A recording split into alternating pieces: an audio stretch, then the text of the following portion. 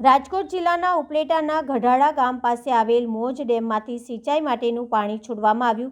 Canal મારફતે સિંચાઈ માટેનું પાણી છોડવામાં આવ્યું. પાણી છોડવામાં આવતા ખેડૂતોમાં ખુશી તો બીજી તરફ ખેડૂતોમાં રોષ જોવા મળ્યો. ઉપલેટા મોજ કેનાલમાંથી પાણીનો થઈ રહ્યો છે પુષ્કળ પ્રમાણમાં વેડફાટ. કેનાલમાં કડીઓ ના હોવાને કારણે પાણીનો વેડફાટ થઈ રહ્યો હોવાનું ખેડૂતો દ્વારા આક્ષેપ કરવામાં આવ્યો. હજારો લીટર પાણીનો થઈ રહ્યો છે વેડફાટ. કેનાલનું પાણી કડીઓ ના હોવાના કારણે રસ્તા પર અને ખેડૂતોના ખેતરમાં ફરી વળે છે. ખેડૂતોને થઈ રહ્યું છે નુકસાન. અનેકવાર કડીઓ બનાવવાની ખેડૂતો માંગ કરી ચૂક્યા છે. મોજ સિંચાઈ વિભાગ દ્વારા કડીઓ બનાવવાની કામગીરી હાથ ન ધરવામાં આવતા ખેડૂતોમાં રોષ જોવા મળ્યો. પૂર્વ ધારાસભ્ય લલિત વસોવાએ કાડીઓ બનાવવા માટે 5 લાખની ગ્રાન્ટ મંજૂર કરાવી હતી. અધિકારીઓની અનાવડતના કારણે ખેડૂતોને હેરાન થવાનો વારો આવ્યો છે. મારું નામ ખીમાભાઈ રબારી, ગામ ઉપલેટા. હું એક ખેડૂત છું. આજે મારી જમીનની અંદરથી જે પસાર થતી મોજ D2 જે કેનાલ છે, આજે 40 વર્ષથી અમારો એક પ્રશ્ન સળગતો રહેતો હોય અને વારંવાર રજૂઆત કરેલી હોય. સિંચાઈ ઓફિસે આપણે મોજ ઇરિગેશનમાં વારંવાર રજૂઆત કરેલી હોય, લેખિતમાં ફરિયાદો કરેલી છે, ઉપર અધિકારીઓ રાજકોટ જિલ્લામાં કરેલી છે, પરંતુ આનો કોઈ નિર્ણય નહીં આવતા. અને જે ચોમાસાનું પાણી અઢળક આવતું હતું ત્યારે પણ અમે 50 આદમી માણસો જઈને અમારા કામ ધંધા મૂકીને પણ અમે ગયા હતા કે ભાઈ અમારો આ જે જૂનો કાઢ્યો છે તમે જે પડતર જમીનમાં મૂકીને ગયા હતા તે અત્યારે કોઈ પડતર જમીન નથી. અત્યારે જે જમીનો બધે વાવેતર થઈ ગઈ હોય અને નીચે જે પાણીની આવક હોય બધા ખેડૂતોને જે પાણી ક્યાંય નિકાલ ન હોય અને એ ખેતરમાં ફરી વળતા હોય એના હિસાબે અમે રસ્તામાં પાળો બનાવેલો છે. હવે આ રસ્તામાં પાળો બનાવતા આ રસ્તાનું ધોવાણ થતું હોય છે, પરંતુ અમે સિંચાઈ ઓફિસ જઈએ તો એમ જ કહે છે કે ભાઈ અમે તમારો કાઢ્યો મંજૂર કરી લીધો છે અને તાત્કાલિક ધોરણે અમે એનો કોન્ટ્રાક્ટ દેવાઈ ગયો છે. પરંતુ આજે 4-4, 5-5 મહિના થઈ ગયા, એનો કોઈ હજી નિકાલ નથી થયો. અને સાહેબને જ્યારે અમે કહીએ છીએ કેનાલનું પાણી વધઘટનું જે પાણી આવે છે અમારા રસ્તામાં આવે છે અને રસ્તા ધોવાઈ જતા હોય છે, પરંતુ સાહેબ એક જ વાત કરે છે તમારો કાઢ્યો જે પ્રશ્ન છે એ અમે હલ કરી દીધો છે. પરંતુ આજની તારીખમાં છેલ્લા 4 દિવસથી અઢળક પાણી આવતું હોય અને જે સારો વરસાદ થઈ ગયેલો અને પુષ્કળ પ્રમાણમાં ડેમમાં પાણી હતું અને ખેડૂતોને કોઈને પાણીની જરૂર પડે એટલી નથી, કારણ કે અત્યારે બધા કૂવામાં પાણી પુષ્કળ ભરેલું હોય. અને બીજા નંબરમાં આ લોકો એટલો પાણીનો બગાડ કરે છે કે ધોરા દિવસે સવારના 6 વાગ્યાથી બપોરના 12 વાગ્યા લગી એટલું પાણી આવે છે રસ્તામાં.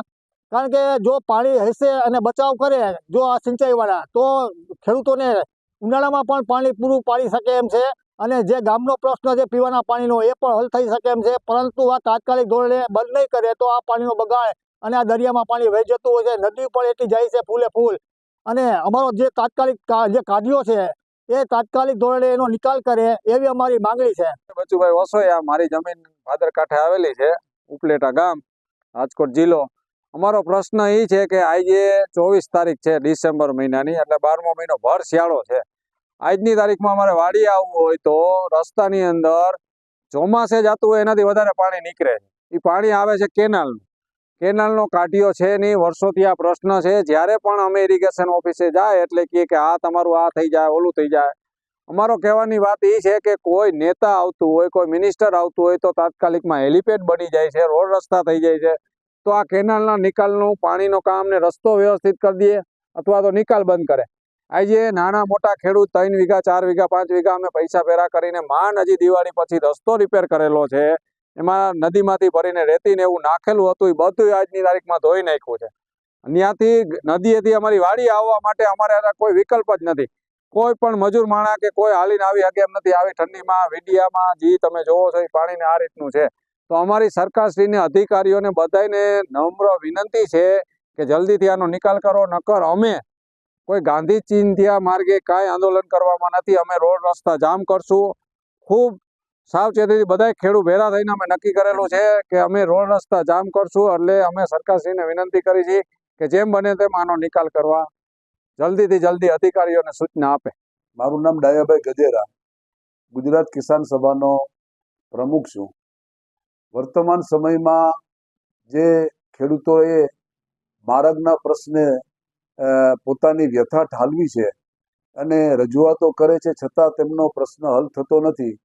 આ બહુ જૂનો પડતર સવાલ છે અને વારંવારની ઇરિગેશન ખાતા સમક્ષની રજૂઆતો અને ચૂંટાયેલા પ્રતિનિધિઓ, ધારાસભ્યો અને સંસદ સભ્યો સમક્ષની રજૂઆતો કરવા છતાં આ એક નાનો એવો પ્રશ્નનો ઉકેલ લાવતા નથી. તેનાથી ખેડૂતોને ઘણી મોટી નુકસાની થાય છે. શિયાળામાં પાણી માર્ગમાં આવી જાય, માર્ગ ધોવાઈ જાય.